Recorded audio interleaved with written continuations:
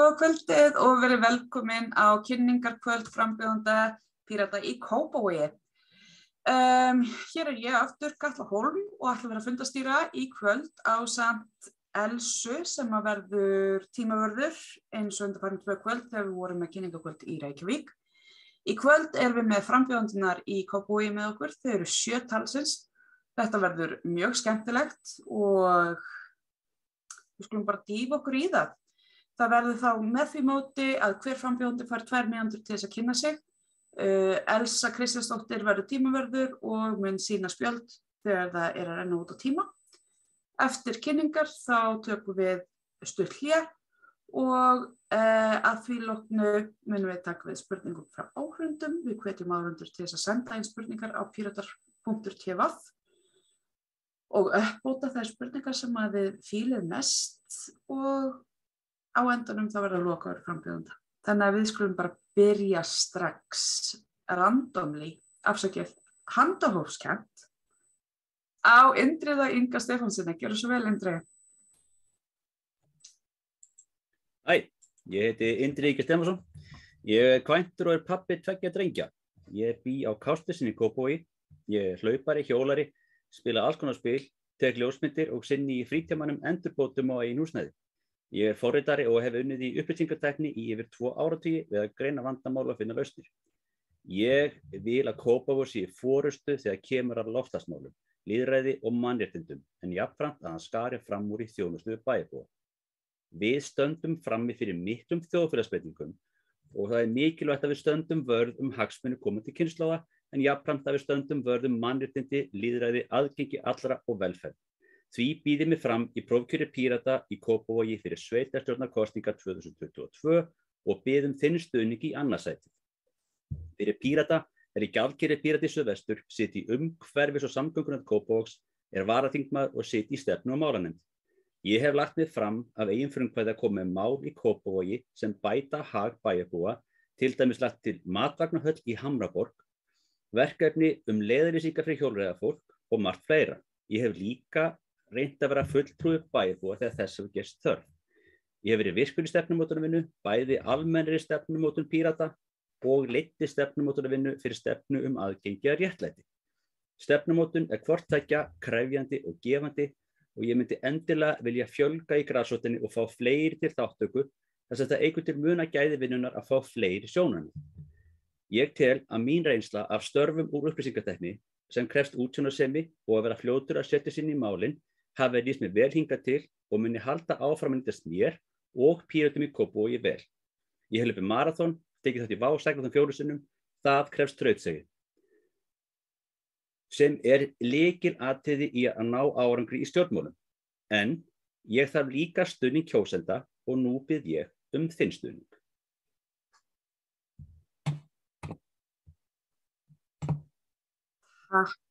Takk fyrir Indriði, þetta var bara frábært. Næst skulum við bara hreinlega snúa okkur að halda okkur í varaþingfólkinu held ég. Eva Sjöfn, ertu tilbúin? Augnablik. Gjörðu svo vel. Já, ég er tilbúin. Herðu já, elsku Píratar, bara ég heiti Eva Sjöfn Helgadóttir, ég bý með eiginmanni mínum og börnunum okkar 3 og hundinum okkar, Kögg á Kársnesinu í Kópavogi. Ég hef búið í Kópavogi allt mitt líf og hef unnið mikið í sveitarstjórnarmálum, þar sem ég hef nánast bara unnið hjá sveitarfélögum eða menntastofnunum. Ég hef unnið mikið með fötluðum börnum og ungmennum í Kópavogsbæ, meðal annars verið forstöðumanneskja í frístundastarfi fatlaðra barna og ég er auðmjúk yfir því að hafa fengið það hlutverk að verða varaþingkona fyrir Pírata í Suðvesturkjördæmi frá síðustu alþingiskosningum.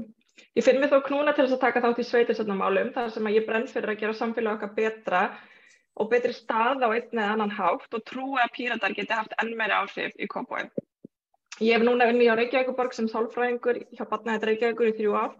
Ég er svo í námi í opinberri stjórnsýslu og núna vinn ég að verkefni sem ég fekk styrk fyrir frá tveimur ráðuneytum fyrir barnavernd sem snýst að veita fjölskyldum sem beita börnin sín ofbeldi fjölskyldumeðferð. Og ég er að þýða erlenda fjölskyldumeðferð yfir á íslensku og ætla líka að keyra hana. Og þegar ég upplifi brotalamir í kerfinu þá hef ég frumkvæði til þess að reyna að breyta og bæta það sem ég get.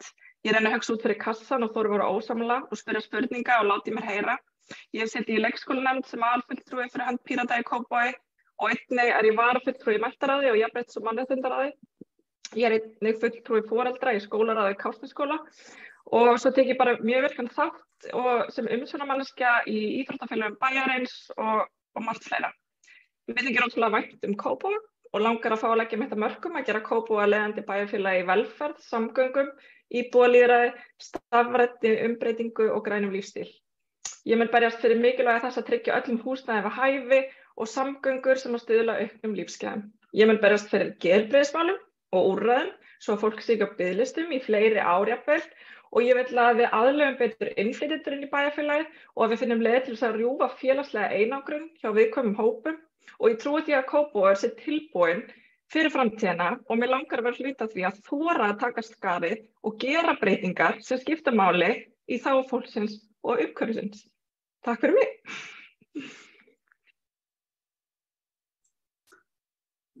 Já, takk kærlega fyrir, Eva mín. Þetta var skemmtilegt. Ég er ekki með neina sérstakar röð á þáttökunni í kvöld, þannig að bara svona upp úr hattinum Árni. Þið skilst að þú sést nýr meðlimur í Pírötum í Kópavogi, eða hvað? Já. En spennandi, ég hlakka til að heyra frá þér, gjörðu svo vel. Já, takk fyrir. Ég heiti Árni Pétur Árnason og er 20 sagnfræði þýsku og latínunemi við HÍ. Og ég hef verið ágætlega virkur í félagslífinu þar, svona fyrir því sem býðist sem fyrsta ásnemi. Ég situr í ritstjórn Útvarpsblaðsins og í ritstjórn Sagna sem er tímarit sagnfræðinema. En ég hef búið í Kópavogi frá því ég var 30 ára, allan tímann í Smárahverfinu, í Lautasmára og Lækjarsmára, gekk í Smáraskóla og kláraði þarna 9 árum og síðan í Tækniskólann og lauk stúdentspróf frá MR, stundaði nám í MIT þar á meðan. Öll þau störf sem ég hef haft hafa verið í Kópavogi, hef unnið í bónus á Héraðsskólanum Kópavogs og síðan í Vinnuskólanum. Og ég hafði líka á básunu í Kópavogi í 10 ár, fyrst á tenórbásunu, hvernig sem ég voru að passa básunu. Og mér finnst hafa vantað að ungt fólk hafi rödd í bæði bæjarmálum og almennt í þjóðfélagsmálum.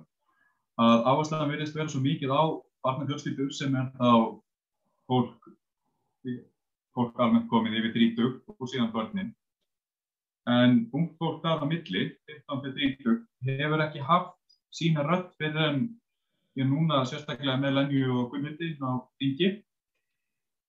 Þannig að ég vil sérstaklega tala fyrir bættum húsnæðismálum. Það er hægt að þétta byggð í Kópavogi mjög mikið. Það eru lóðir sem þarf að endurnýja og byggja á aftur.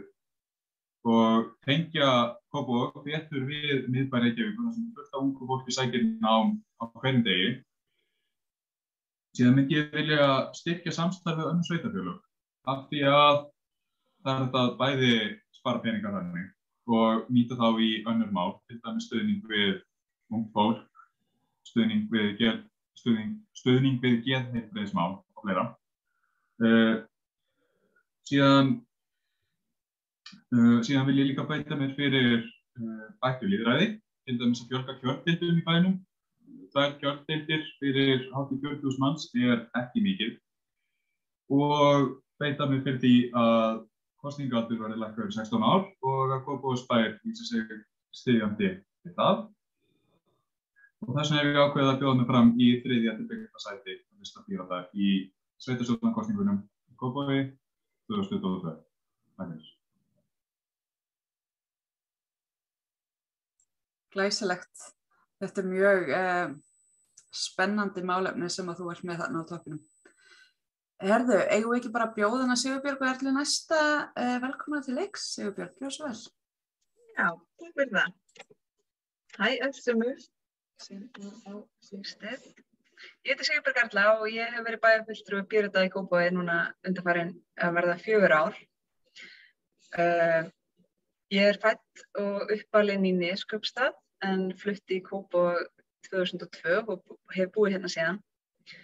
Ég 35 ára gömul, ég lærði sálfræði í HÍ og menntaður klínískur sálfræðingur, en eftir að ég byrjaði í bæjarstjórn þá tók ég líka diplómanámi í opinberri stjórnsýslu sem hjálpaði mér mjög mikið að skilja bara hvernig stjórnsýslunni virkar og þetta starf. Það þetta mikil áskorun að koma svona algjörlega grænn hérna inn, en þetta hefur verið lærdómsríkt og þessi 4 ár hafa kennt mér mjög mikið og ég kem alveg sterk inn í næstu 4 ár, ég vonast eftir því.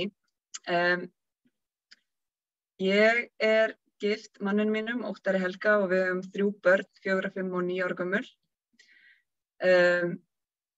Og þegar ég ekki að vinna eða sinna börnum, þá hef ég mestan áhuga á að leika mér úti í náttúrunni, stunda skíðamennsku, göngur og hjóla og bara svona almennt út að leika.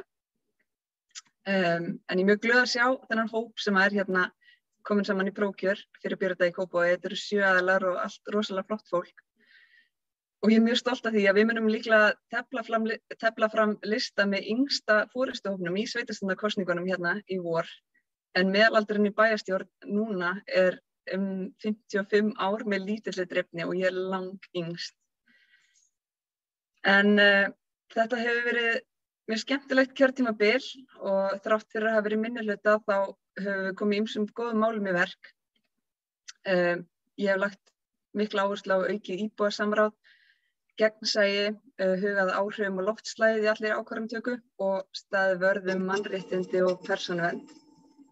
Fyrir tilstuðlan okkar Pírata í Kópavogi þá höfum við meðal annars innleitt reglur hagsmunaskráningu kjörinna fulltrúa og nú ég búin. Jæja. Herðu, ég á að loka orða eftir. Loka orða eftir og farið að svara spurningum. 2 mínútur sem fljótar að líða maður. Já, fyrirgefðu. Við ætlum bara hreinlega að bjóða næst hann Matthías Hjartarson. Ég ætla að, ertu þarna Matthías? Já, ég held að.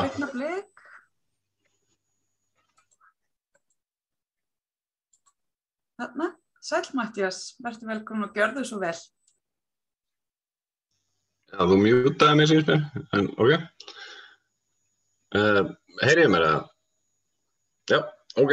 Heyrðu, já, Matthías ég bý á Kársnesinu í Kópavogi með konur minni, Evu Sjöfn, og börnunum okkar 3 og fyrirnefndu hund. Ég hef verið í stjórn í Píratum í Kópavogi núna ég held síðustu 4 árin.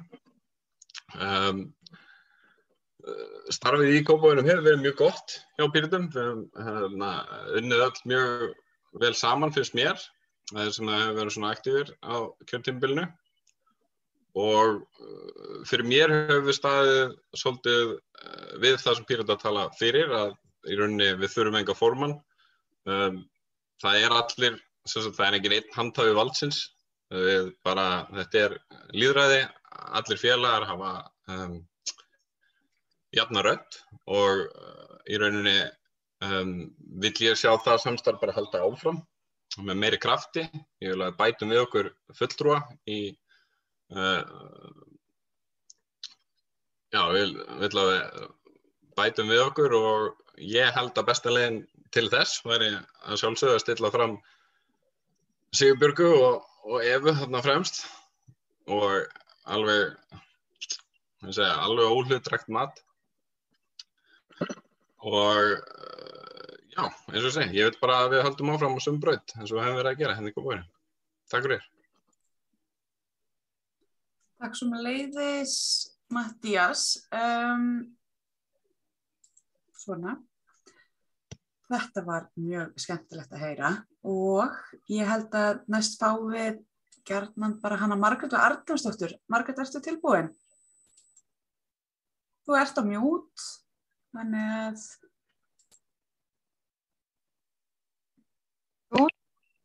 Er hljóð komið? Já, við heyrum mjög skýrt þér. Vertu velkomin. Já, takk fyrir. Ég heiti Margrét Ásta og er 31.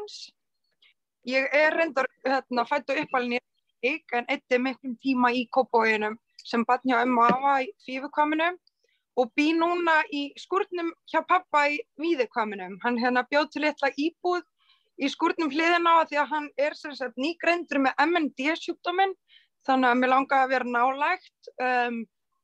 Ég hef mikinn áhuga á listum og menningu og er algjör nýliði í það kemur þessu, en hef alltaf haft mikinn áhuga og hef tekið mikinn þátt í bara samfélagslegri umræðu, hef sterka réttlætiskennd og ég held að ég myndi kannski beita mér helst fyrir hinum almenna borgara eða jaðarsettum einstaklingum. Það kannski skiptir mér svolítið miklum svona mestu máli, geðheilbrigðismál, húsnæðismál og auðvitað umhverfismál líka. Ég hef kannski bara lært í gegnum óhefðbundnar leiðir, þá hef ég verið að fara í menningarskipti, ungmennaskipti, skoða menningar annars staðar, hef farið til Sikileyjar og Portúgal og svoleiðis og svo bara geðheilbrigðismál eru mér líka rosalega hjartakær og mér langaði bjóða mig fram kannski til að vera rödd svona hinn sem að minna má mega sín. Ég bara hlakka til að fá að læra af ykkur og fá meiri reynslu og bara þakka fyrir mig. Takk sömuleiðis, Margrét. Það er náttúrulega bara frábært, afsakið mig, ég ætla að setja mig hérna. Það er náttúrulega bara frábært alltaf að sjá nýtt fólk með okkur Pírötum, sama hvar á landinu það er. Þá komum við að síðasta frambjóðandanum, síðast en ekki síst, þá er það hann Kjartan. Hæ. Hæ Kjartan, ég ætla að setja þig hér, gefðu mér eitt augnablik. Ætt. Þarna ertu, gjörðu svo vel. Sæl. Heyrðu, ég heiti Kjartan, ég er stofnmeðlimur Ungmennaráðs Kópavogsbæjar. Annars hef ég unnið í garðyrkjudeild Kópavogsbæjar, ég hef unnið í leikskóla í Kópavogsbæ og á Sunnuhlíð. Ég bý í Kópavogi og mér þetta mjög gaman að gera það í framtíðinni sem mest. Þá er svona til þess þætti mér gott að kannski bæta eitthvað á fasteignamarkaðnum, en náttúrulega líka að hafa eitthvað spennandi í kringum þá fasteign. Ég held að þetta er náttúrulega bara sama áhersluatriði og hjá flestum í kvöld, þéttari byggð, meira að gera í henni.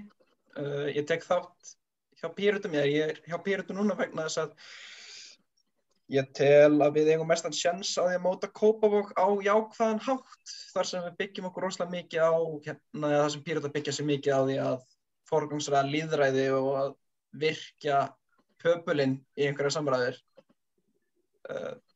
Helsta framlagi mitt til borgar- og bæjarskipulags núna, eða sem stendur, er þegar ég skrifaði grein þar sem ég kvarta á Kjarnanum undan leiðinlegri stefnu í bæjarmálum núna, byggð á sjálfræði einkabílsins.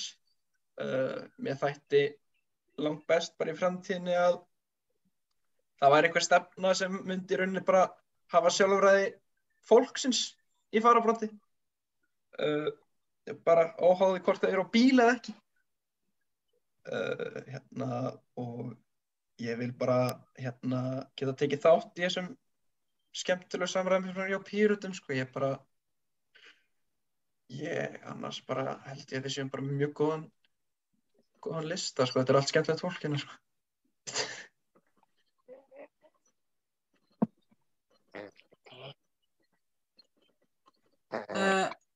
Á ég að taka í þannig að þú sért búinn, Kjartan? Ok.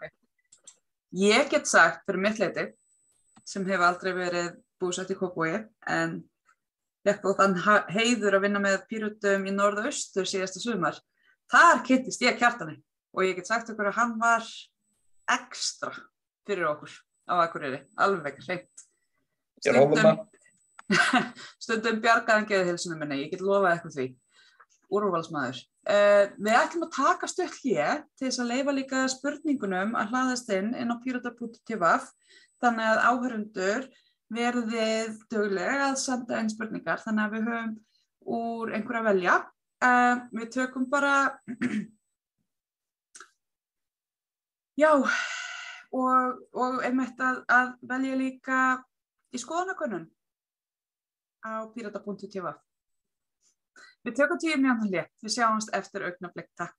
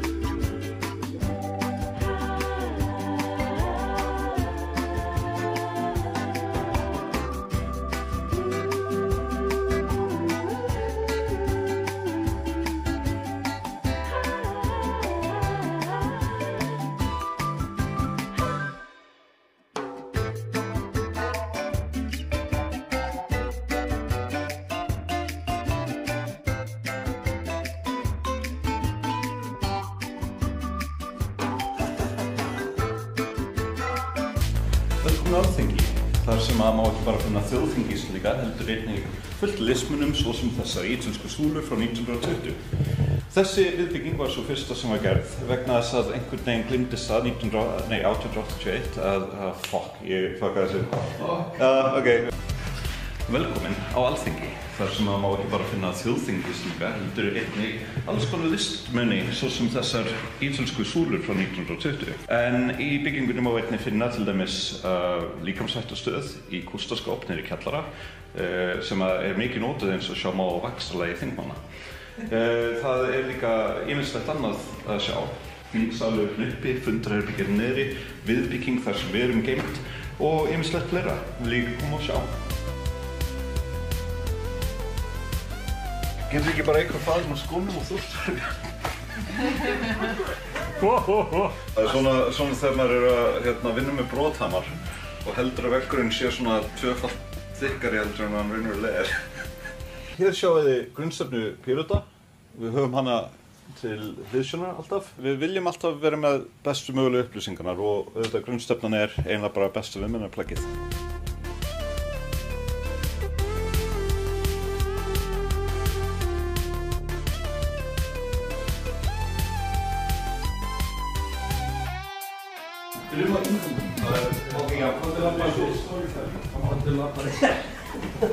Það er labbandi hérna frá horninu. Ok, nú byrja.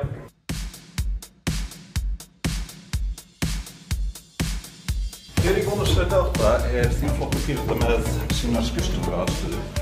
Þetta er eldgamalt hús en rosalega fallegt. Hér fer vel okkur og hér erum við til dæmis með þingflokkursaðstöðu og eldhúsaðstöðu. Í eldhúsinu má finna mikilvægasta starfsemi þingflokksins sem er kaffivélin. Hér erum við kort. Þetta er til þess að minna all á hvar við erum. Við erum einhvers staðar hérna.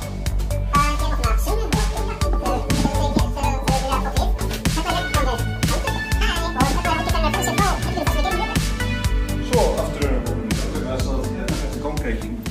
Stundum gerir fólk það bara vegna þess að þið leiðist. Stundum gerir fólk það bara vegna þess að þið leiðist. Ganga í hringi, vegna þess að þið leiðist. Þeir eru að undirbúa, já, alla mögulega og nokkra ómögulega hluti. Og hérna erum við búin að búa til nokkurs konar stúdíó. þar sem við getum þóst verið rosalega hipp og cool. Ganga í hring. En þetta í rauninni allt og sumt. Þetta rosalega lítið og krúttlegt hús. En í þessu húsi gerast ýmis svona galdur. Svona þess á milli sem við erum að hangir í þinghúsi, sem náttúrulega hérna bara beint á móti. Yfirleitt þá erum við kannski of upptekinn í þinghúsinu sjálfu við eða út á nefndarsviði til þess að raunverulega komast hingað. Þannig að fyrir vikið þá verður þetta svona athvarfi fyrir starfsfólkið sem búið að fá nóg á okkur þingliðinu. Hvar geymið Jón Þór samt? Hann einhvers staðar uppi. Nei. Já, og Jón Þór, veitu, var hann ekki hérna? Jú.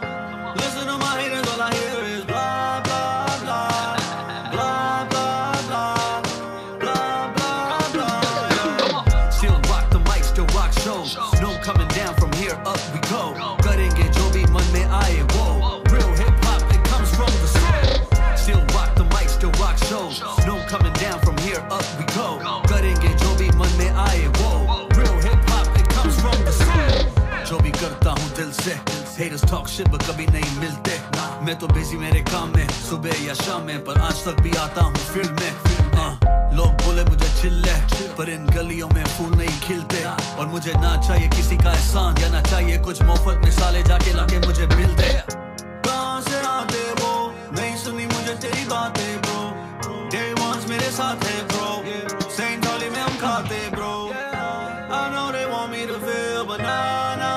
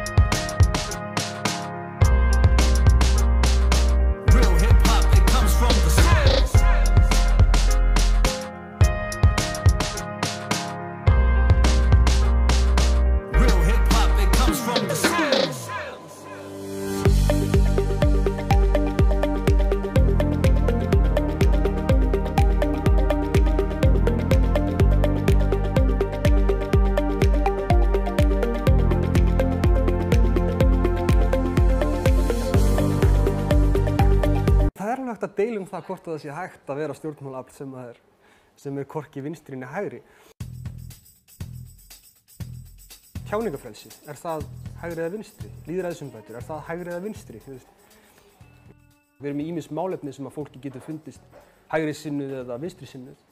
Við þykjum sennilega hægri sinnuð í vímuefnamálum til dæmis, en kannski vinstri sinnuð þegar kemur á fjármagnstekjuskatti. En flokkurinn sem slíkur tekur ekki afstöðu til vinstris eða hægris. Það bara málefnin skila sér á einhvern hátt án tillits til þess. Það getur alveg farið þannig að meirihluti stefna sé ýmist til hægri eða vinstri. Þetta breytist sjálfsagt líka með tímanum, fer bara eftir tíðarandanum. Hvort meiri þörf á vinstri sinnari nálgunarstjórnmál, hverju sinni eða hægri sinni. Upplýstar ákvarðanir að fara eftir gögnum og gera heimavinnuna sína almennilega. Það hægri eða vinstri? Varla.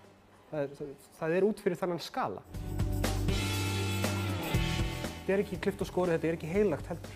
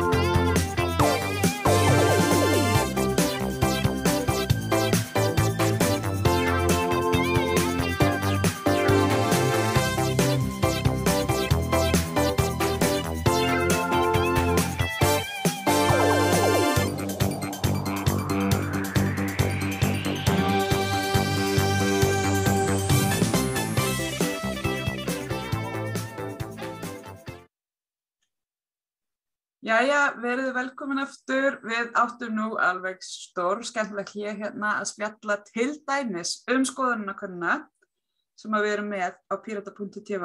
Hvað er mest Kópavogur?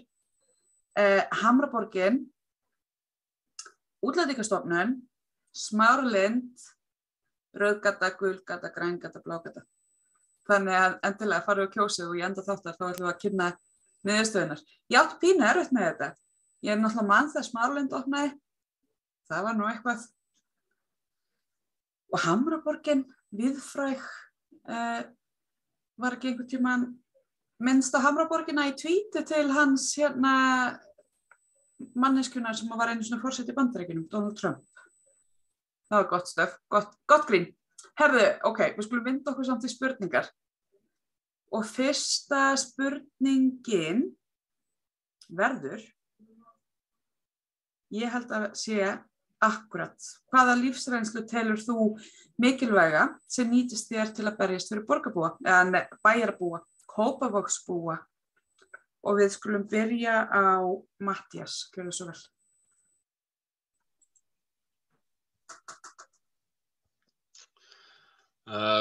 Ég hugsa að sé bara reynsla mín úr vinnunni. Ég er sem sagt verkfræðingur og vinn við að forrita hefðbundnar innstýringar og róbota. Og mér finnst bara mjög gaman að vinna í því að láta hluti gerast af sjálfum sér og láta bara hlutina flæða. Takk. Takk fyrir það. Margrét, má bjóða þér að vera næst? Já, ég á nú bara mikla persónulega reynslu sem að nýtist mér aðalega og svo eru líka, það er mikið öryrkjum í fjölskyldunni og bara margir í kringum mig sem hafa þurft að fara í gegnum kerfið og þannig ég þekkja svona og veit að hef skoðanir á því hvað mér finnst mætti betur fara og hvað ætti að vera í boði. En já, ég hef langa reynslu að líka sjálf, bara að fara í alls konar það sem er í boði. Frábært, takk fyrir. Má ég bjóða Kjartan, má bjóða þér að vera næstur?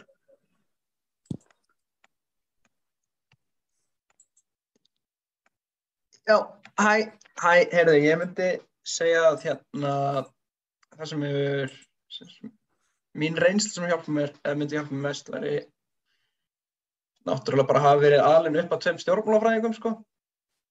Þannig að mér hefur alltaf verið kennt að það eru margar hliðar í öllum málum og að það er mikilvægt að leggjast, að geta bara tala málin og rætt þau með yfirvegun og stillingu. En á sama tíma verður maður að geta bara skilja allt sem er í gangi og reynt að upplifa sig sem ekki einhvern að reyna að fatta það að álit mann sjálfs er ekkert betur en álit annara. Ég held að þetta sé þetta er bara almennt gott út í lífið en geti sérstaklega henta í þessum aðstæðum, ég veit það ekki. Annars, já. Hljómar vel. Takk. Indriði, má bjóða þér? Gjörðu svo vel. Já, það er náttúrulega bara reynsla úr vinnunni, búin að vera mikið að vinna í upplýsingatekni, svona greiningavinna og bara útsjónarsemi. Svo hef ég líka reynt að vera mjög virkur í stefnumótunarstarfinu hjá okkur og það hefur líka bara einhvern veginn verið mjög rosalega gott gateway bara í að setja sig inn í alls konar mál og til dæmis þegar ég var að vinna og leiða stefnumótuna varðandi aðgengi fólks að réttlæti þá er mjög minnistætt þegar að það komu félagsfólk í líf án ofbeldis og kynntu sín sjónarmið og það kjarnaði ákveðna hluti og gaf manni ákveðna innsýn. Svo tók ég þetta í kosningar eftirliti núna síðast og það var líka mjög góður skóli. Bara takk fyrir. Takk sem leiðis. Eva, ég ætla að bjóða þér að vera næst. Gjörðu svo vel. Já, takk fyrir. Herðu, já, reynslan sem að ég kannski tek með mér hvað helst sko bæði úr einkalífi. Eva, já. Ertu til í að prófa að mjúta og byrja að tala aftur og sjá hvort að hljóðið lagist?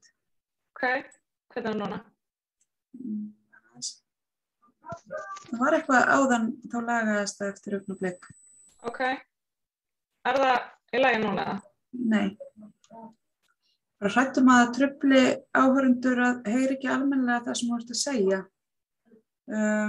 Við viljum heyra orðin þín. Já, einmitt.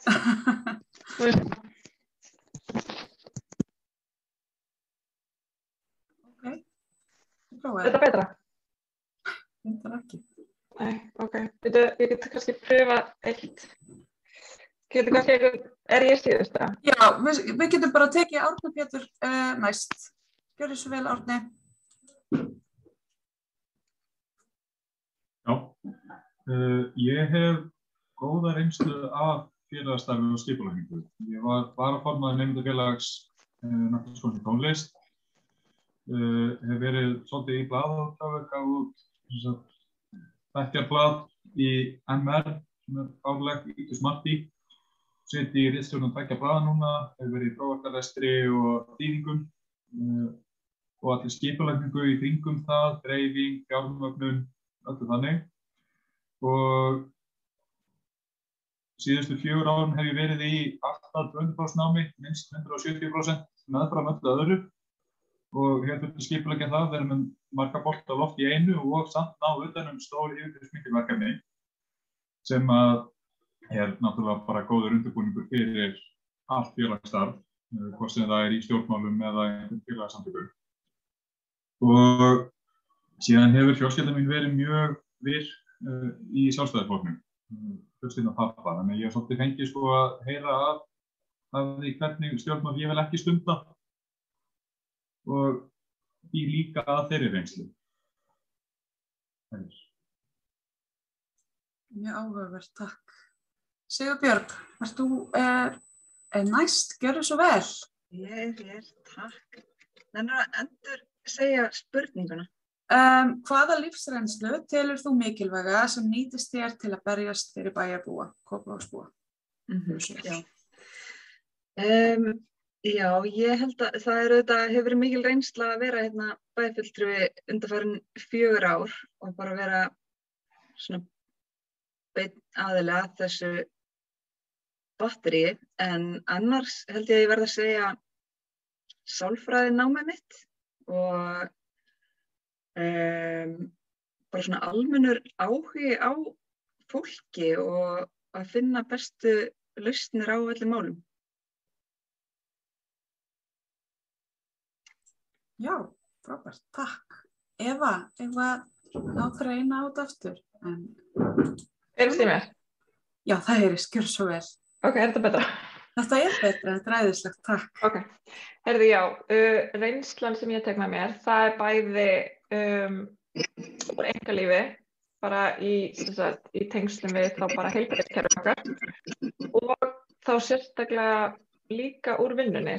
Ég starfa sem sálfræðingur og ég náttúrulega starfa mjög mikið með fólki sem beitt ofbeldi, fólk sem lent í áföllum, fósturbörnum, fósturfjölskyldum, bara fólk sem hefur verið á jaðrinum eða fólk í viðkvæmustu stöðu sem við getum eiginlega bara ímyndað okkur á Íslandi, bara börn sem eru í fósturkerfinu til dæmis.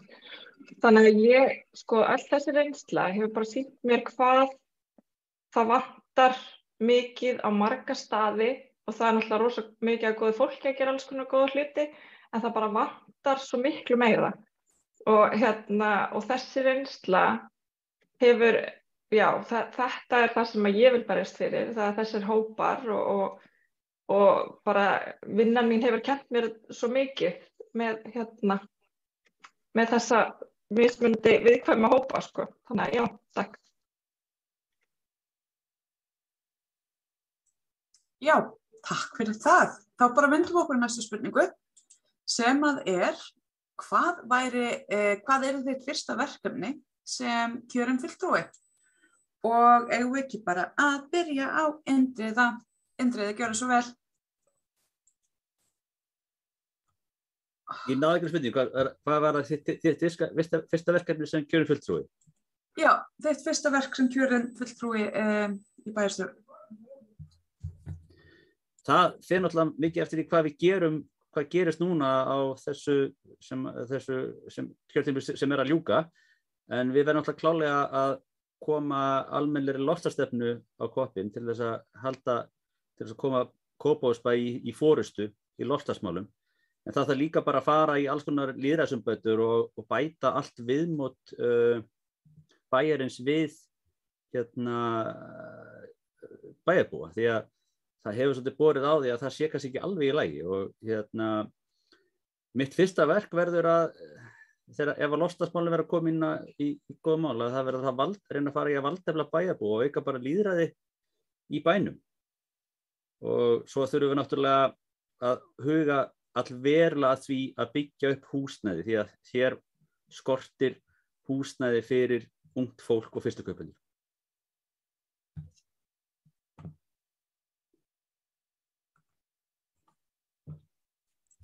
Frábært, mjög gott svar. Sigurbjörg, ég ætla að bjóða þér að svara næst.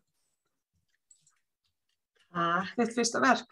Já, mitt fyrsta verk væri auðvitað bara að mynda meirihluti og gefa Sjálfstæðisflokknum smá frí frá þeim stað.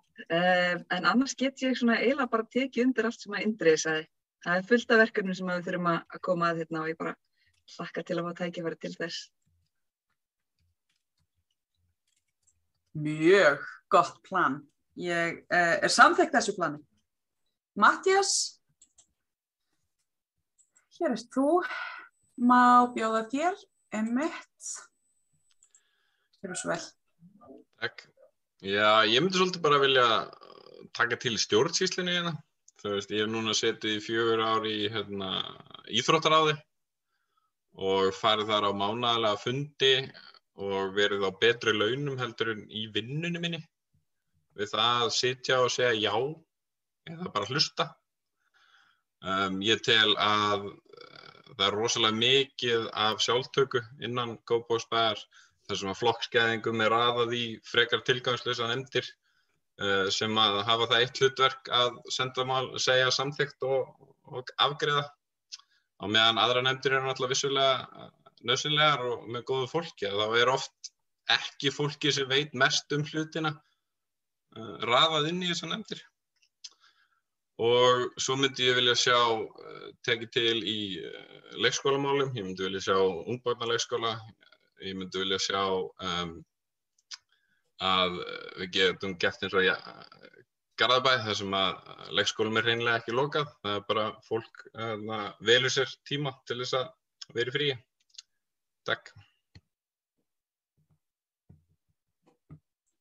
Já, frábært. Margrét, hvert er þitt fyrsta verk, segirðu? Já, nú er ég svo ný í þessu að ég hreinlega veit það ekki alveg.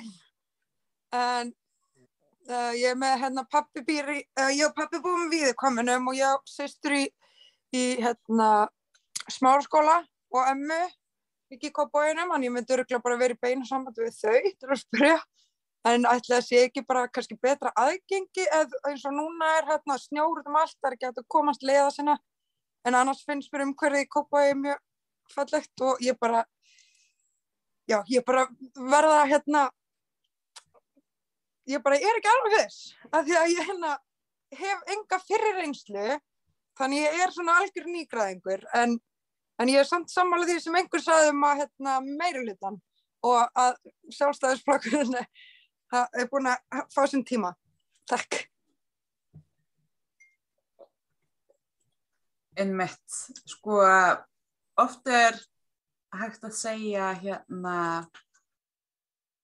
já, þú veist, blökt er gess augað og allt það, þannig að þegar fólk er komið nýtt inn í bæ, þá sér það hlutina allt öðruvísi heldur en þeir sem eru búin að búa lengi, þannig að ég held að það sé mikið á þér að græða, Margrét, fyrir Pírata í Kópavogi.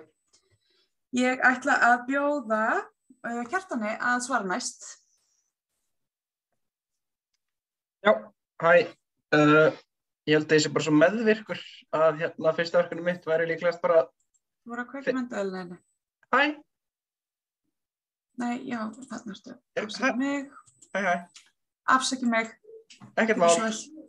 Já, ég held að ég ætla að stela fullt af svörum núna og segja meirihlutinn og fasteignanar verður mjög skemmtilegar.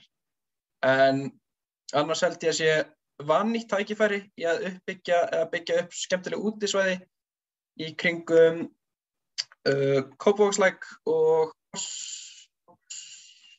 Fossvogsvoginn. Mér ætti gaman að hlukka meira upp úr því svæði. Það væri held ég þetta er náttúrulega nokkur verkefni, þannig að ég vil fegast afsökunar á óskýru svari, en annars komið. Takk fyrir. Eva, hvað yrði þitt fyrsta verk? Já, mitt fyrsta verk yrði að reyna að finna út úr því með skólum og bænum hvernig væri hægt að koma til móts við öll börnin sem að líður illa í skólum og fá á biðlistum bara í marga mánuði eða ár og bara fjölga úrræðum innan Kópavogsbæjar, vera með miklu virkara samtal við foreldrar vilja fræðslu en þeir veit ekki hvar þeir að fá hana. Þannig að ég tel það vera hlutverk bæjarins að veita þessa fræðslu og grípa bæjarbúa með geðheilbrigðismál og bara alls konar hverjar spurningar sem það eru.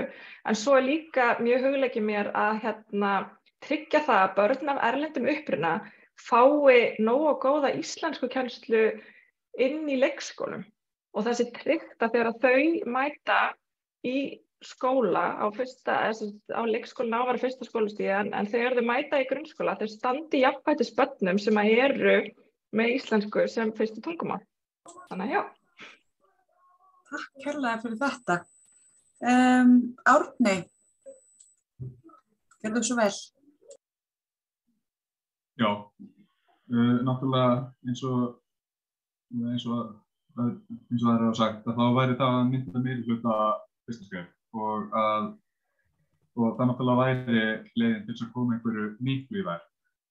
En eftir að mynda meirihluta þá myndi ég vilja leggja fram tillögu að endurskoðun aðalskipulags og bæði fjölga svæðum fyrir nýbyggingar húsnæðis, taka Dalveginn í gegn, að Dalveginn er mjög illa skipulagður, mestur skilgreindur sem iðnaðarhúsnæði, það eru íbúðir af það sem er stórhættulegt, sömuleiðis auka tengingar við bæði við Reykjavík og Garðabæ, til dæmis Salahverfið eða Skammarvegi, það tengdur Breiðholtið, síðan senda til dæmis fulltrúa í stjórn Strætó sem að kemur einhverju verk. Karen sem það núna fyrir Sjálfstæðisflokkinn hefur ekki verið að gera mikið. Þannig að það væri mitt fyrsta skref. Frábært, takk. Þið eruð mjög dugleg að passa tíman ykkar. Þá er það næsta spurning. Þú ert alltaf hefi. Mjög skemmtileg. Nei, ég segi svona. Herðu, borgarlínan. Hver er ykkar afstaða til hennar? Ég ætla að bjóða Margréti að svara fyrst. Mér finnst það bara frábært. Mér finnst æðislegt að vera auka aðgengi fyrir hjól og svoleiðis og ég hef einmitt unni í Skerjafirði og finnst frábæri leiðin meðfram Nauthólsvík mikið af fólki úr Kópavoginum sem hjólar einmitt meðfram sjónum. Þannig að mér finnst það bara jákvætt. Þannig að ég hef ekkert á móti borgarlínu ef hún er vel skipulögð og flott. Var ég nokkuð mjög? Nei. Já. Mjög gott, takk fyrir. Þá ætlum við að bjóða Matthíasi að svara næst. Já, bara já takk. Þetta ég vil almenningssamgöngur sem hægt að nota. Ég vil ekki að, eins og við hjónin þurfum alltaf að, ef við ætlum að ná 8 tíma vinnudegi, þá þrjúgur 2 bílum. Og það bara skammalegt að þegar maður fer erlendis að geta hoppað inn í neðanjarðarlestir og ferðast út allt og neðanjarðarlestirnar eru frá því 1950, eða þess að göngin mörg að við skulum ekki vera komin lengra í almenningssamgöngum heldur en þetta. Það eiginlega bara fáránlegt. Þannig já, borgarlínan alla leið.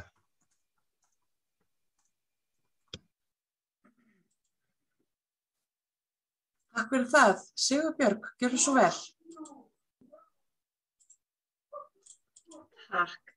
Já, ég bara 100% fylgjandi borgarlínu og rosalega spennt fyrir þessu verkefni og eitt af því sem þetta verkefni að færa okkur núna til dæmis þessi brú sem á að tengja Kársnesið yfir í Nauthólsvíkina sem verður rosalega mikil útbót fyrir vesturbæinga Kópavogs og raunverulega okkur öll. Þetta skapar líka bara skemmtilegt útivistarsvæði. Þannig að já, það er bara algjörlega nauðsynlegt fyrir okkur að auka valmöguleika fólks í ferðamátum og geta hvílt bílinn meira því að við höfum ekki pláss til að fjölga bílum endalaust hérna. Og borgarlínunni fylgir auðvitað líka meiri úrbætur í samgöngukerfi fyrir virka ferðamáta, bara gangandi og hjólandi líka. Þannig að 100% fylgjandi. Takk fyrir það. Takk kærlega. Indriði, gjörðu svo vel. Já, þetta bara ekki spurning. Borgarlína bara okkar lausn við áskorunum framtíðarinnar. Bæði verðum við að taka á losun sem töluvert mikil frá umferð. Við erum líka að verðum að leysa þessi vandamál sem fylgja fólksfjölgun og ef við höldum áfram á þeirri uppbyggingarstefnu sem hefur verið stunduð að þá mun bara ekki komast leiðir sinni vegna þess að við getum ekki byggt endalaust bara fleiri akreinar fyrir bíla. Þannig að ég algjörlega fylgjandi borgarlínu. Það sem þurfum náttúrulega líka bara að passa upp á að fara í þá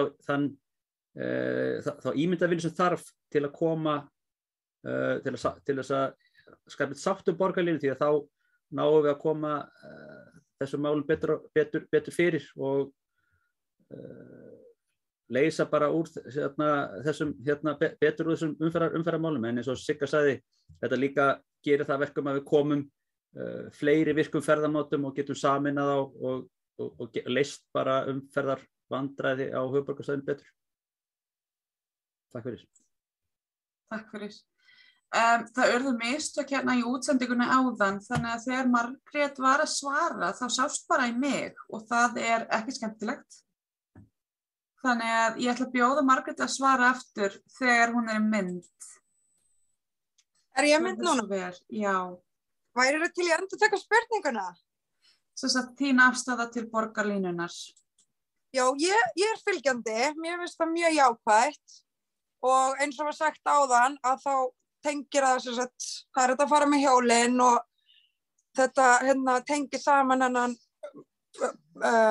þetta val ferðamáta, það þurfi ekki að fara á bílnum.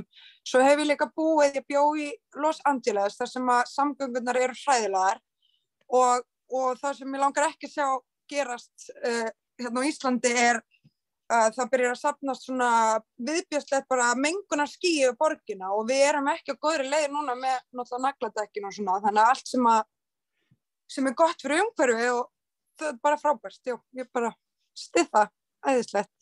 Takk. Takk Margrét, við biðst afsökunar á þessum ruglingi sem var áðan. Árni Pétur, gjörðu svo vel. Já, ég mjög fylgjandi borgarlínu og finnst bara að helsti gallinn við henni að hann sé ekki þegar bíl að samgöngunar eru ekkert voðalega góðar núna að ég hjóla niður í miðbæ á hverjum degi og get annarkvort valið að fara svakalega krókaleiðir yfir Hamraborgina eða hjóla á vegum eða út fyrir Kársnesið. Þannig að ég algjörlega fylgjandi borgarlínu. Þangað til að hún verði komin í gagnið þá þarf að bæta samgöngur, það þarf að tengja Kópavog betur við sérstaklega Reykjavík en líka bara önnur sveitarfélög í kring.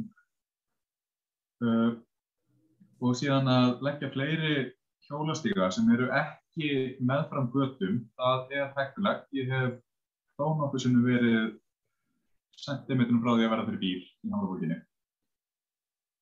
En annars ég algjörlega fylgjandi borgarlínu. Takk fyrir það.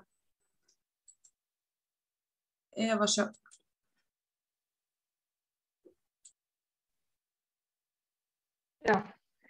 Já, ég bara 150% fylgjandi borgarlínu. Ég held þetta sé bara rosa mikið og mikilvægt framfaraskref fyrir bara höfuðborgarsvæðið og það sem að ég kannski svona hef tekið svolítið undir með það sko, þú veist, í sambandi við samtali við íbúa sem að þetta hefur svona mest áhrif á. Og þá til dæmis verið að áætla að þú veist, umferð verði meiri á ákveðnum sko götum sem það var ekki. Þannig að þú veist, það þarf eitthvað líka að taka samtali við þetta fólk sem býr þarna, þar sem að kannski börn að labba í skólann og svona. Það þarf eitthvað að nálgast íbúa betur og meira og koma með, þú veist, vera með svona opnari umræðu við fólki sem þetta mun hafa hvað mest áhrif á. Og mun breyta kannski þeirra lífstíla einhverju leyti eða allavega maður hefur alveg ákveðið að börnin fara að labba í skólann yfir þessar götur þar sem að umferð áttur að þyngjast mikið. Þannig að ég held að það sé eitthvað sem þurfa að huga að en borgarlínan náttúrulega bara frábært framfaraskref og bara mjög spennandi og bara ætti helst að vera tilbúin í gær. Takk Eva, takk. Kjartan? Já, ég andsnúinn borgarlínu í núverandi mynd vegna þess að mér finnst það ekki ganga nógu langt. Upprunalegar hugmyndir voru mjög spennandi en þær hafa svolítið verið niðurnjörvaðar og dregið úr svona metnaðinum og hugsunum á bakvið borgarlínuna. Ég heldur ætla að hafa í bíli allavega sko. En ef við ætlum að gera eitthvað virkilega gott úr þessu sem að sko, allar umbætur í strætókerfinu eru mjög vel þegnar sko, en borgarlínan sem konsept held ég getur alveg verið stækkað, eða þú veist við getum gert meira úr því. Til þess þurfum við náttúrulega bara að vera ekki með flokka svona bættum almenningssamgöngum í meirihlutastjórnum. En annars, já, borgarlínan mjög góð og við þurfum að þora á metnað í henni. Frábært, klármál. Takk fyrir Kjartan. Næsta spurning sem við tökum eitthvað sem að þið munið vafalaust þurfa að svara í komandi sveitarstjórnarkosningum. Hvað með skipulag Hamraborgarreitsins? Gjörðu svo vel Indriði. Já, takk fyrir. Það náttúrulega engin spurning að við verðum að taka þátt í þéttingu byggðar og það alls mikil tækifæri sem felast í því, en það líka rosalega mikilvægt að við gerum þetta í sæmilegri sátt við þá íbúa sem eru þegar á svæðinu og þar þarf klárlega meira samráð og það að mörgu þetta að taka undir mörg sjónarmið hjá hagsmunasamtökum í Hamraborginni einmitt brattar veggi og mikil áhrif sem að þetta geti haft á svæðið og ég held að við þurfum þarna fyrst og fremst að horfa bara á meira samráð og meira lýðræði og samtal við íbúa. Það sé lykillinn að því að fá þetta í eitthvað sæmilegt horf og það þarf að horfa á hagsmuni fleira en bara verktaka sem eiga húsnæði þarna því að það ekki bara það sem er til grundvallar. Takk fyrir. Takk. Næst Eva, gjörðu svo vel. Já, þetta náttúrulega mjög mikið hitamál og fólki sem stendur þessu næst einhvern veginn hefur verið ósátt við ýmislegt í þessu samhengi sko. Og þess vegna ég bara sammála einhliða sko. Það þarf bara að vera í meira samráði við íbúa sem að standa þessu nærri. Það þarf að bara í raun og veru vera með meira sko íbúalýðræði, sko taka meiri svona tillit til fólksins og líka bara útskýra betur og taka sko hittast einhvers staðar í miðjunni, það þarf aðeins að hlusta meira og vegna þess að það sem að ég hef svolítið lært að maður ekki sérfræðingur í öllu og maður ekkert endilega alltaf með réttu skoðunar þó maður sé með skoðunar sko, þannig að maður þarf að hlusta á fólki og sérstaklega fólki sem það hefur mest áhrif á. Vegna þess að ég sem bæjarfulltrúi þetta kannski hefur ekki áhrif á mig beint sko. Þannig að það er bara mjög mikilvægt í öllu sem við gerum að við hugum að fólkinu sem þetta hefur áhrif á. Takk fyrir það. Takk. Árni, gjörðu svo vel. Já. Ég sammála því sem þau hafa verið að segja. Mér finnst að bæjarfulltrúar þurfi ekki bara að bíða eftir því að íbúar komi til þeirra með vandamál, heldur að bæjarfulltrúar og stefnum bæjarins leiti til íbúana og fari ekki að ráðast í einhverjar breytingar án þess að hafa talað við íbúa á svæðinu fyrirfram. Sem finnst mér líka að tillögurnar að nýja hálfborginni eru ekki mjög grænar. Það ekki græn svæði. Mér finnst svolítið uppbyggingin í Glaðheimum svolítið að endurtaka sig með þessa endurnýjun í Hamraborginni. Þetta allt bara einhverjar hellur og síðan grænir grasblettir þarna á 20 metra millibili, nokkur fermetrar. Já, aðalatriðið bara að tala við íbúana. Já, einmitt, takk. Sigurbjörg, ætla að bjóða þér að vera næst. Takk. Já, hérna spurt skipulagið í Hamraborg, en ég geri ráð fyrir þessi sennilega verið að spyrja skipulagið í Fannborg meðal annars, allavega, sem hefur núna verið í endurskipulagningu og mjög umdeilt. Mitt mat það að þetta er svæði sem liggur mjög vel fyrir þéttingu og hérna mun borgarlínan koma hjá í 2 áttir og þetta upp á hæð og alveg tilvalinn staður fyrir þéttingu byggðar. En að því sögðu þá hefur samráðið verið ábótavant þarna og ég samþykkti ekki þetta skipulag sem það var raunverulega bara samþykkt af meirihlutanum hérna í undirlok síðasta árs.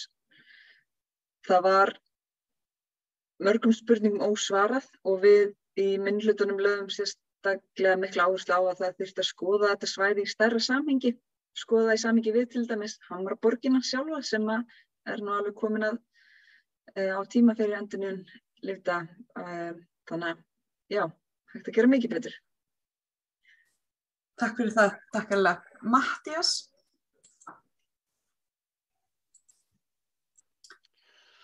Já, ég bara held að Eva hafi svarað þessu bara fullkomlega.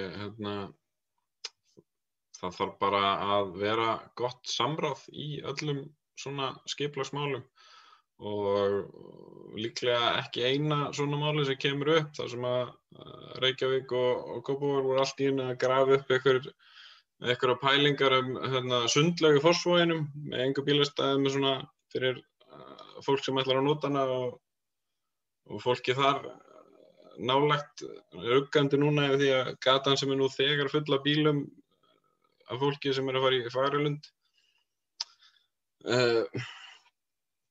fyrir að fá allt í einu sundlega gesti í götunni hjá sér líka. Þannig að það alls konar svona skipulagsmál sem eru bara ekki gerð með nógu miklu samráði í Kópavoginum og það þarf bara að hlusta á fólk og ástæðan fyrir því ég held að Pírata séu einmitt bestir hvað varðar að leiða svona vinnu er að við erum með kerfi til þess að hlusta á fólk allt kjörtímabilið, ekki bara á 4 ára fresti. Frábært, takk hérlega fyrir. Margrét, gjörðu svo vel. Takk. Hamraborgin, ég alveg sammála það sem að þið segið að samráð við íbúa, mér finnst það alltaf rosalega mikilvægt. Maður hefur séð það líka eins og í Reykjavík þar sem að íbúar eru á mótmæli eins og Hjartagarðurinn og síðan bara meirihlutinn steyptur, þannig að ég ekki hrifin af því, þannig að græn svæði eins og hann sagði, mér finnst það frábær hugmynd, en bara samræði við íbúa. Þeir vita meira hvað þau vilja heldur en ég. Og mér finnst það frábært með Pírata hvað það eins og hann sagði, það alltaf hægt að vera í sambandi, þú veist, í gegnum internetið. Þeir eru svo, mér finnst, þeir hafa alltaf verið í betri tengslum við styðjendurnir ykkar. Þannig að ég held að það sé að finna ýmsar leiðir til að vera í beinu sambandi við íbúa og fá að heyra þeirra hugmyndir. Takk. Takk fyrir. Og þá það Kjartan. Já, þétting byggðar í Kópavogi, klárlega must. Fannborgin styður þetta allt saman, sko, mér finnst ömurlegt að það svo bersýnilegt að það sem ætti að vera miðbærinn í Kópavogi í kringum Hamraborgina og Dalbrekkuna, jafnvel líka Auðbrekkuna. Þetta allt svo bílamiðað að það eru ekki hægt að labba neitt annað. Mér finnst það mjög leiðilegt. Þetta svo bílamiðað að manni líður í rauninni bara eins og einhverjum það svo auðveldlega hægt að skipuleggja svæði þannig að við þurfum ekki að taka bíl 600 metra frá Jójós niður á Alibaba og svo bíl aftur þaðan niður á Sullukoppás. Þetta eru 1200 metrar. Þetta var bara illa skipulagt í byrjun og þarf að reyna að laga bjarga því sem bjarga verður. Takk. Bjarga því sem bjarga verður. Frábært, takk hérlega fyrir. Þá erum við búin að fara þennan hring. Við ætlum að spyrja næstu spurningar sem frekar loaded spurning. Gildislaðin? Nei, ég veit það ekki alveg. Sjáum til. Breiðablik eða HK?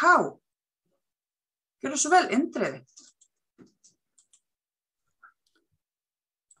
Já, þetta náttúrulega stóra spurningin í Kópavogi og ég á Kársnesinu og strákarnir mér að æfa með Breiðabliki, þannig að ég held að þessu sé pínlítið sjálfsvarað en að sjálfsögðu þá verðum við að styðja vel við bakið á allri íþróttahreyfingu í bænum og það er bara, þetta er náttúrulega eitthvað sem að skiptir okkur öll máli að það sé öflugt starf í boði í öllum hverfum fyrir bara sem flesta aldursflokka. Þetta sé ekki bara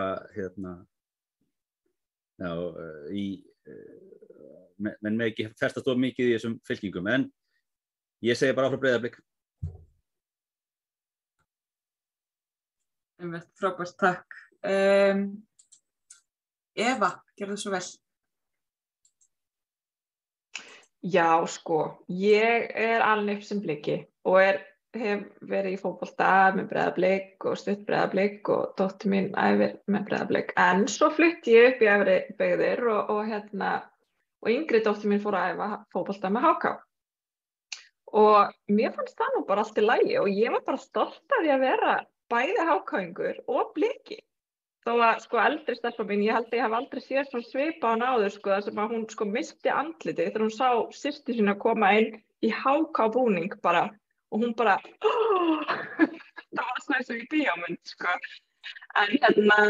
En ég segi bara áfram HK og Breiðablik, þú veist, þetta bara geggjaðar íþróttahreyfingar, báðar og við getum alveg sko, þó ég sé rosa mikill Bliki í hjartanu, þá bara bara HK geggjað líka, sko. Þannig að ég, sko, já, bara bæði. Þú veist, ég get alveg verið bara hvar ég? Nú ég á Kársnesinu, þá börnin mín í Breiðablik, annars væri bara börnin mín líka í HK, sko. Já, bara bæði betra. HK. Já. Bæði betra, einmitt. Takk. Árni, gjörðu svo vel. Já, ég æfði ýmsar íþróttir með Breiðablik, bara borðtennis með HK, þannig að ég að segja annað, ég segja Breiðablik. En mér finnst ekki vera að tala nógu mikið ríginn á milli tónlistarskólans og skólahljómsveitarinnar. Þar alveg svolítið ríkur á nótunni og svona. Skólahljómsveitin sendir alltaf 60 manna hóp og spilar og flott verk. Síðan koma einleikarar frá tónlistarskólanum. Þar alveg ríkur sem hægt að tala Ég náttúrulega styð skólahljómsveitina því ég var þar lengst af. Þetta bara mjög frábær vinkill. Þetta góða tvistur á það sem við erum að tala um. Sigurbjörg, það ekki Þróttur að eilífu alla leið alltaf? Heyrðu, ég alveg samanlega, þetta var alveg frábær nálgun með skólahljómsveitina. Nei, ég hef alveg verið blessunlega laus við þessa íþróttabakteríu í mínu lífi og ég bara get ómögulega tekið afstöðu með einu liði umfram annað. Ég bara svona alveg algjör lúði þegar allir að tala um að þessi einhver leikur í gangi, þá ég bara, já, hvers konar, hvaða bolti, það kallaði kvenna? Ég alveg bara skelfileg í þessu, en þetta bara, já, þú veist, eins og aðrir hafa sagt tekið undir það, íþróttafélaginu eru þetta bara mikilvægt fyrir sína sakir, en ég get ekki valið eitt liðum frá annað. Takk. Við ætlum að taka Matthías næst. Matthías þarf að koma inn. Já, það svona, náttúrulega börnin mín, Breiðablik, en í gegnum störfum mín í íþróttaráði, þá hef ég verið var við að, og náttúrulega orðið vitni að það bara alveg magna starf sem í gangi hjá báðum félögum.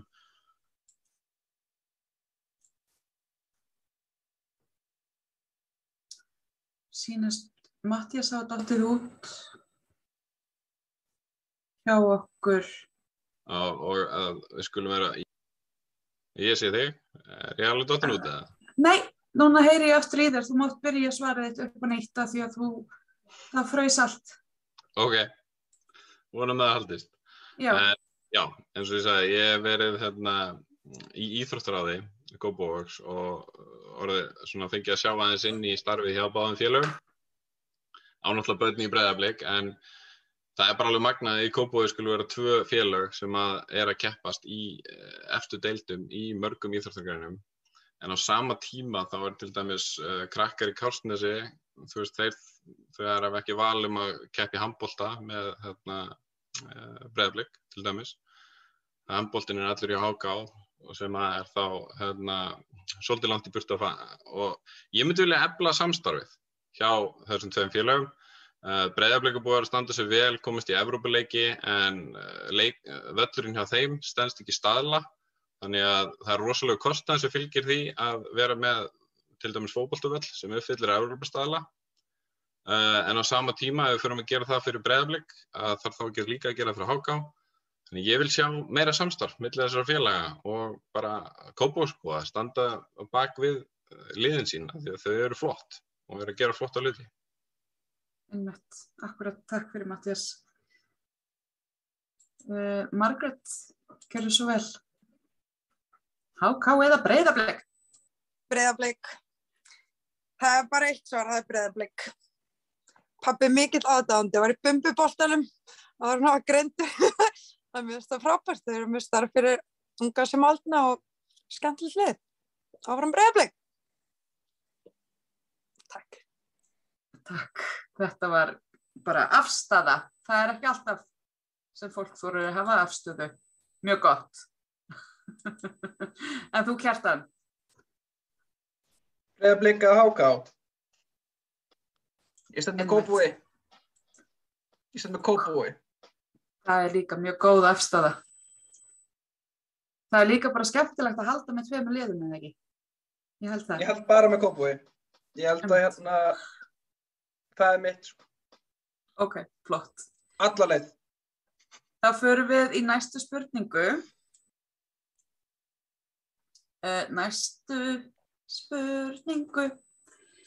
Og hún eitt orð til að lýsa Kópavogi. Við skulum reyna að gera þetta svona hraðaspurningu. Það fyrsta sem kemur upp í hugana þér þegar þú hugsa Kópavogur. Ég fæ sundlaugina af því að hún miklu uppáldi hjá fjölskyldunum minni. Hún svo skemmtileg rennibrautirnar og eitthvað. Þá spyr ég næst Matthías. Það ekki bara skilti hjá Bláfjöllum að ég sé komin inn í Kópavog.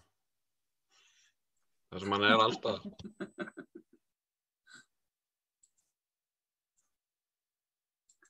Já. Margrét. Það lækurinn í Fífuhvamminu. Þar var maður að busla mikið krakki og ég elska líka fuglasvæðið og kofan hann. Það er ægilega fallegt og allt þetta svæði. Fyrsta sem ég hugsa. Takk. Indriði, eitt orð til þess að lýsa Kópavogi eða í tengdu? Vá, það erfitt að finna eitt orð, en erum við ekki bara að tala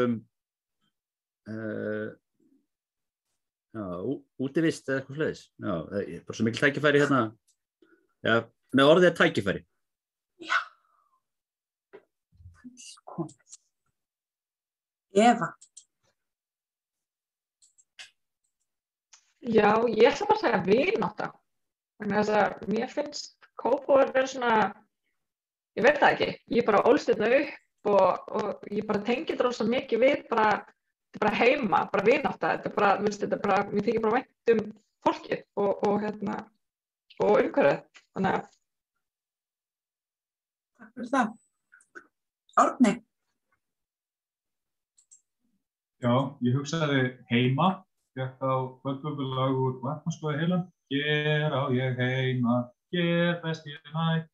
Þannig ég ekki bara að losna við það. Og höfum að vera út kvöldi. Og ekki við heldur, áhorfundur okkar. Takk fyrir Árni.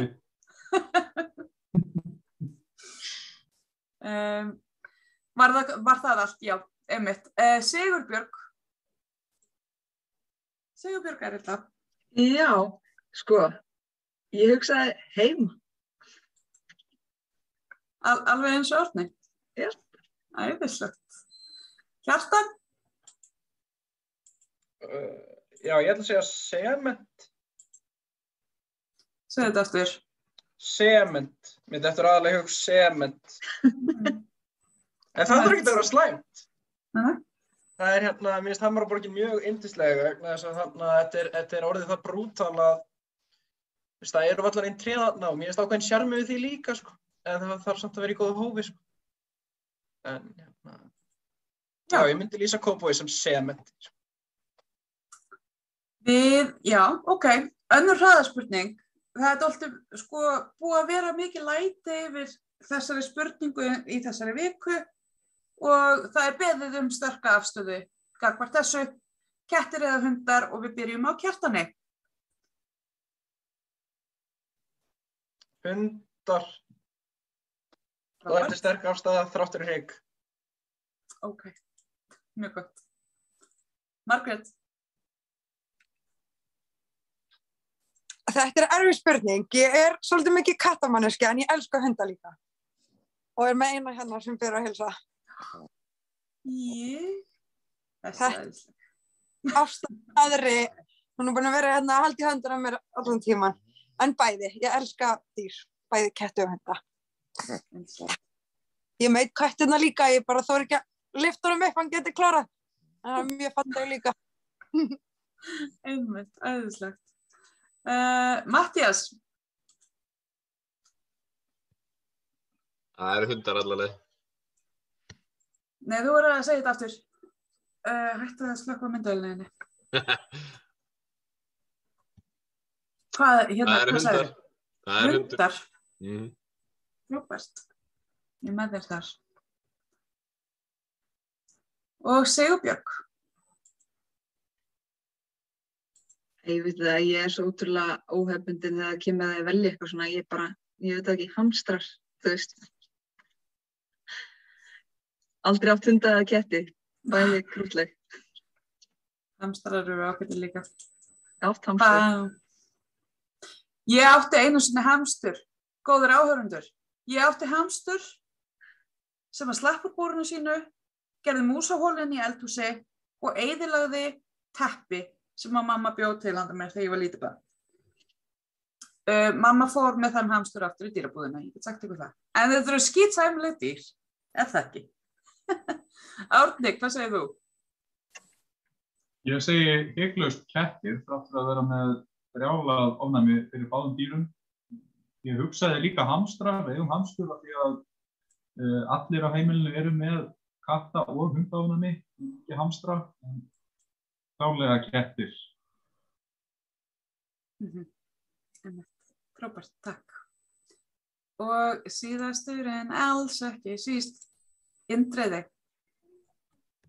Já, þetta er tricky. Ég fíla bæði hund og ketti, en sonur minn er með ofnæmi fyrir köttum. Við vorum að reyna það daginn og það gekk ekki upp. Þannig að við prófum hund næst. Þannig að ég held hundar fái mitt atkvæði.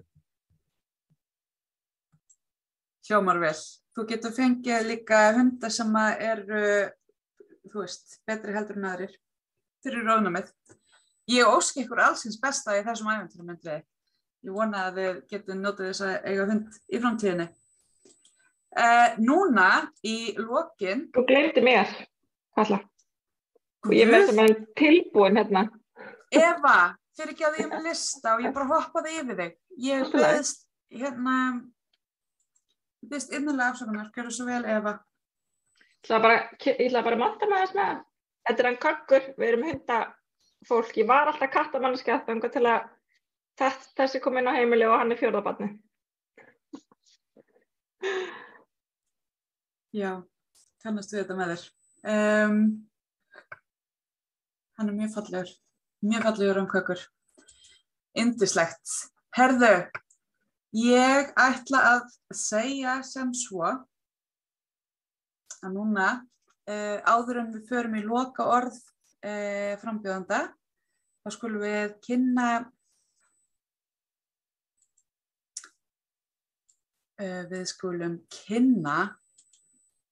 niðurstöður úr könnuninni sem var á piratar.tv. Hvað er mest Kópavogur? Og niðurstöðunar eru rauðgata, gulgata, grængata, blágata 50%, Útlendingastofnun 0%, það er vel gert. Hamraborgin eru 42% og Smáralind 7%. Og ég held að þetta sé alveg frábær. Þetta er frábær niðurstaða, alveg æðislegt. En erum við þá ekki tilbúin að skella okkur í loka orð og við tökum röðina frá fyrstu röðina bara og byrjum á honum Indriða. Þá er það 1 mínúta. Gjörðu svo vel. Takk fyrir. Mér langar bara að þakka ykkur öllu fyrir samverðni í kvöld. Mín baráttu mál er að Kópavog sé í forystu þegar kemur að loftslagsmálum, lýðræði, mannréttindum, en jafnframt að hann skari fram úr í þjónustu við bæjarbúa. Ég vil að við stöndum vörð mannréttindi, lýðræði, aðgengi allra og velferð. En við verðum líka að stuðla að heildrænni sýn í stjórn bæjarins með samræmingu og samvinnu milli sviða. Þetta er oft allt of mikið þvælt í einhverjum svona málum.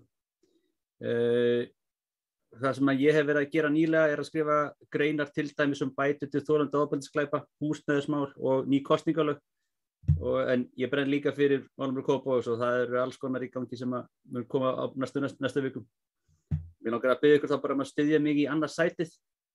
Að lokum vil ég bara hvetja ykkur öll til að taka þátt, bæði til að taka þátt í prófkjörinu, en líka ef þið getið að hjálpa okkur því að það krefst aðkomu margra að bjóða fram og við þurfum bara verulega mikið á okkur að halda. Svo bara að lokum vil ég hvetja alla hérna, bæði frambjóðendur og áheyrendur til að mæta á mótmælin á morgun. Takk kærlega. Já, takk fyrir það, Indriði. Ég tek undir, ég vona að sem flest mæti þarna á morgun fyrir hönd lýðræðisins. Eva, gjörðu svo vel.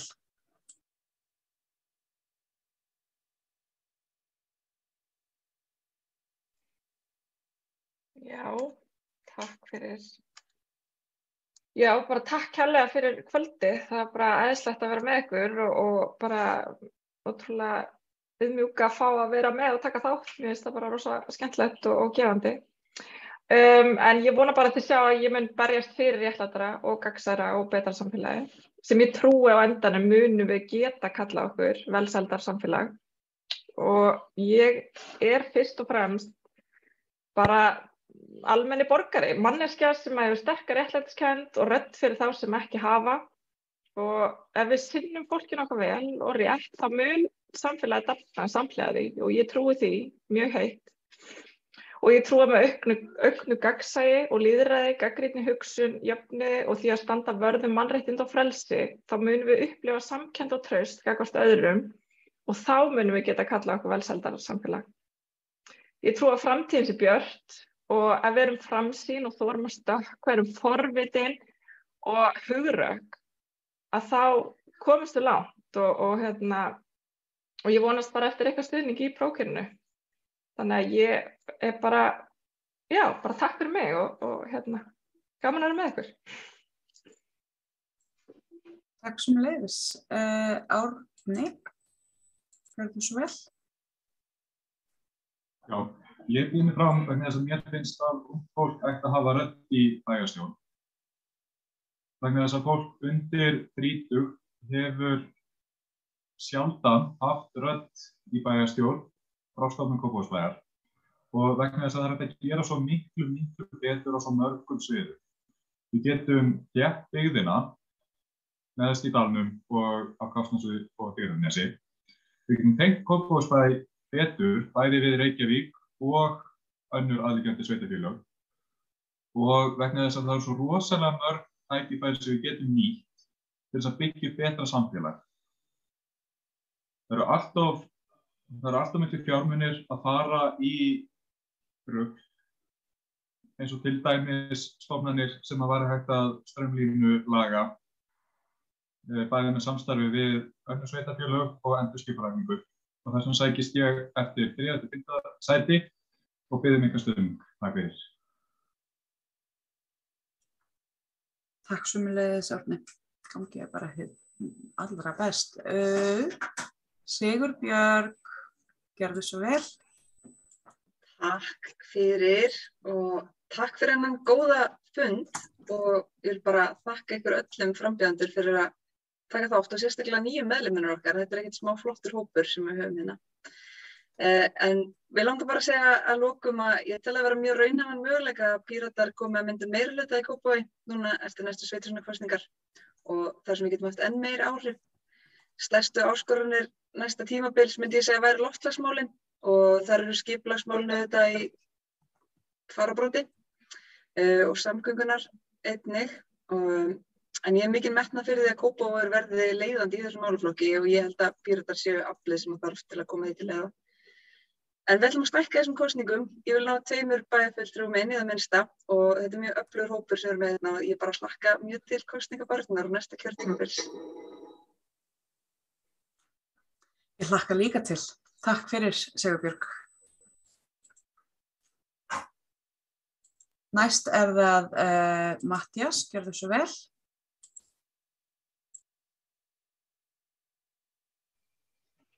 Já, takk fyrir. Já, eins og við erum sagt, þetta er bara mjög flottur hópur í kvöld. Ég er mjög ánægður með að sjá ný andlit og hvernig sem þetta fer. Það var rosa gott að fá fleiri í stjórninni í Kópavogi líka. Af því að þetta er, eins og við komum ekki bara og segjum okkar skoðun einu svona 4 ára fresti. Við vinnum allt kjörtímabilið og við vinnum saman. Þannig að fyrir mér skiptir í rauninni engu máli hvernig raðast á hana lista því að við vinnum vel saman, við stuðlum að beinu lýðræði, þannig að það er engin einn sem ræður, við bara gerum þetta saman. Takk fyrir. Takk sömuleiðis. Þú ert mjög inspirerandi, vel að segja svo vel. Margrét, gerðu svo vel. Já, takk. Ég vil bara fyrst og fremst þakka fyrir mig, þakka fyrir þetta tækifæri og ég er búin að læra margt og vonandi að fæ tækifæri til að læra meira af ykkur.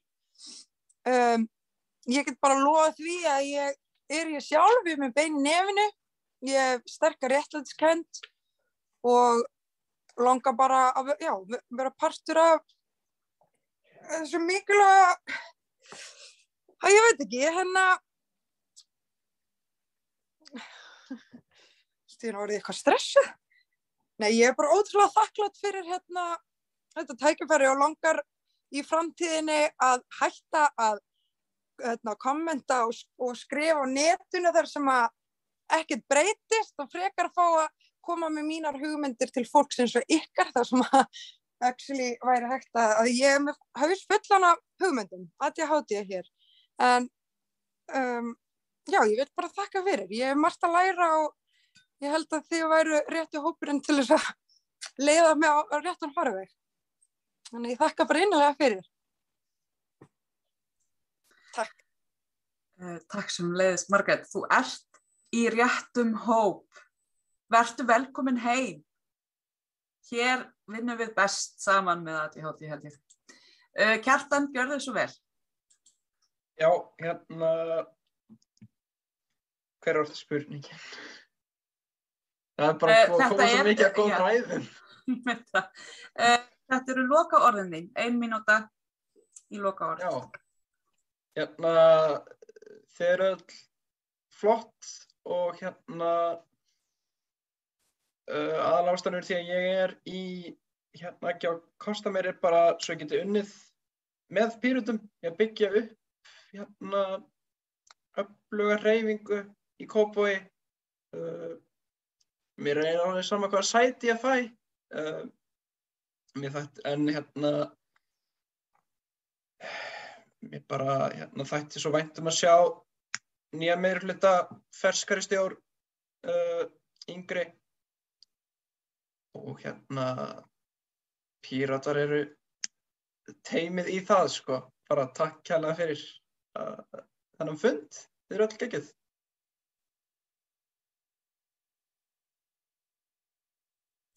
Takk sömuleiðis, Kjartan. Takk fyrir að koma og vera í framboði fyrir Pírata í Kópavogi og ég vil bara þakka öllum frambjóðendunum. Ég held að það sem ég tek með mér hér í kvöld er að þessi listi hefur tækifæri til þess að yngja upp stjórnmálin í Kópavogi svo rosalega og ég er svo til í það. Ég er svo til í að Kópavogur fái aðeins svona einmitt ferskari raddir í skipulagið sitt og í ímyndina sína og allt. Kópavogur er frábær bær. Ég var mjög til í að búa þar, ekki bara því að ég er næstu 35 ára og á börn, en þú veist. Bara að því að ég held að það er menning og það er svo falleg náttúra og stutt í þjónustu. Kópavogur er frábær staður og ég held að þið eruð öll rosalega frábær í bæjarstjórn þar.